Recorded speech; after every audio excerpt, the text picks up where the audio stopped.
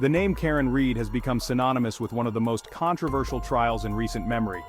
Accused of vehicular homicide in the death of her boyfriend, Boston police officer John O'Keefe, Read's case captivated the nation, sparking heated debates about justice, accountability, and the weight of circumstantial evidence. When the jury delivered their verdict of deadlocked, shockwaves reverberated through the courtroom and beyond, leaving many grappling with the implications of the decision. This case transcended the typical courtroom drama, becoming a lightning rod for discussions about police conduct, media scrutiny, and the complexities of the American justice system. As we delve into the details of the trial and its aftermath, we are forced to confront uncomfortable questions about our own biases and the presumption of innocence that lies at the heart of our legal system.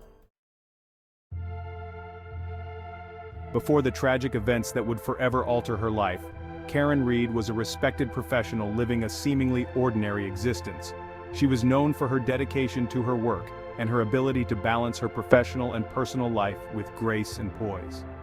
A graduate of Boston University, Read had built a successful career as a college administrator, dedicating her life to education and the betterment of young minds. Her journey through the academic world was marked by numerous accolades and a steadfast commitment to fostering a nurturing environment for students. Friends and colleagues described her as a kind, compassionate, and deeply caring individual, known for her unwavering loyalty and infectious laugh. Her office was often filled with laughter and camaraderie, a testament to the positive atmosphere she cultivated.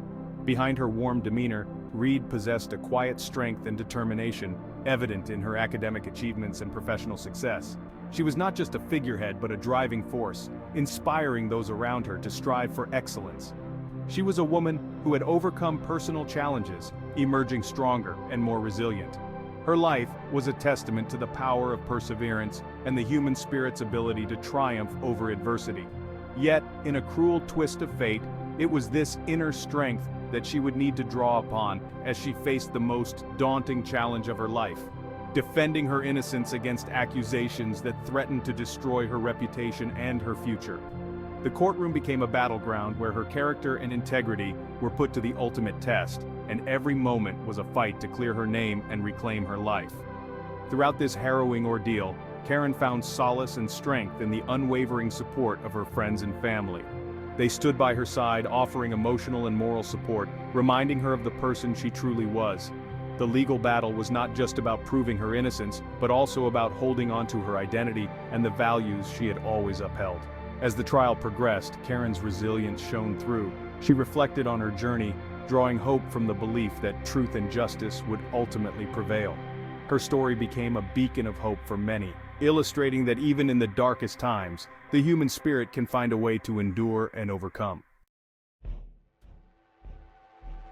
The events that led to Karen Read's arrest unfolded on a frigid January night in Canton, Massachusetts. The air was biting cold, and the streets were eerily quiet, blanketed in a thick layer of snow. It was a night that would forever change the lives of many. John O'Keefe, a decorated Boston police officer, was found unresponsive in the snow outside a residence. The scene was grim, with the cold night air adding to the somber atmosphere. O'Keefe, known for his dedication and service, lay motionless, a stark contrast to the vibrant life he once led. Succumbing to his injuries hours later, the news of his death spread quickly, casting a pall over the community. Friends, family, and colleagues were left in shock, grappling with the sudden loss of a man who had dedicated his life to protecting others. As investigators pieced together the events leading up to O'Keefe's death, suspicion fell upon Read, who had been at the residence earlier that evening. The investigation was meticulous, with every detail scrutinized to uncover the truth. Read's presence at the scene became a focal point, raising questions and doubts. The prosecution alleged that Read, after a night of drinking, had driven O'Keefe to the residence, struck him with her vehicle, and left him to die in the cold. The allegations were severe, painting a picture of negligence and recklessness. The community was left to wonder how such a tragic series of events could unfold. The case sent shockwaves through the community, leaving many struggling to reconcile the image of a respected professional with the heinous crime she was accused of committing. Karen Read was known for her professionalism and dedication, making the accusations even more jarring. The community was torn, with some standing by her and others condemning her actions. As the trial commenced, the nation watched with bated breath, eager to learn the truth behind the tragedy that had claimed the life of a beloved officer. The courtroom was filled with tension, as every piece of evidence was presented and every testimony was heard. The trial became a focal point for discussions on justice, responsibility, and the impact of one tragic night. The nation waited, hoping for clarity and closure in a case that had left so many questions unanswered. Section 4. The prosecution's case, a narrative of guilt. The prosecution presented a compelling narrative, painting a picture of a jealous and enraged Karen Reed, fueled by alcohol and driven to a fit of violence.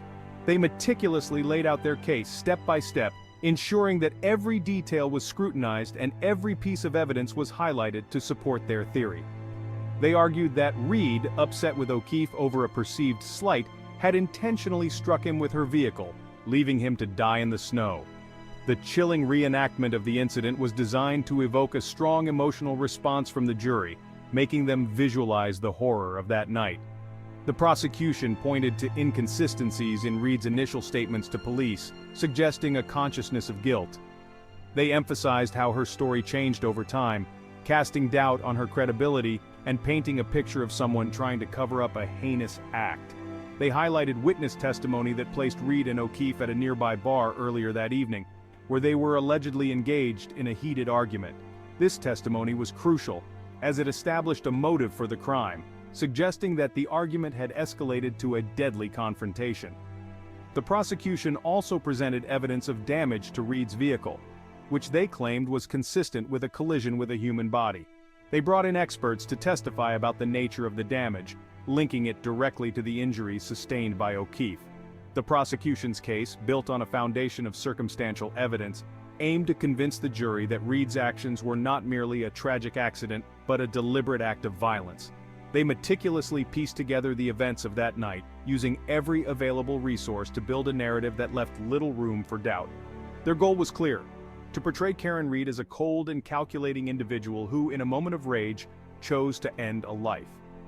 The weight of their evidence and the intensity of their arguments were designed to leave a lasting impression on the jury, ensuring that the narrative of guilt was firmly established in their minds. Section 5. The defense's rebuttal seeds of doubt. The defense, however, mounted a vigorous rebuttal, challenging the prosecution's narrative at every turn. They argued that the prosecution's case was built on speculation and conjecture, lacking the concrete evidence necessary to prove guilt beyond a reasonable doubt. The defense emphasized the lack of eyewitnesses to the alleged crime, highlighting the fact that no one had seen Reed strike O'Keefe with her vehicle. They presented expert testimony challenging the prosecution's claims regarding the vehicle damage, suggesting that it could have been caused by other means. The defense also called into question the credibility of some of the prosecution's witnesses, pointing to inconsistencies in their accounts and potential biases. The defense's strategy centered around planting seeds of doubt in the minds of the jurors, urging them to consider alternative explanations for the tragic events of that night.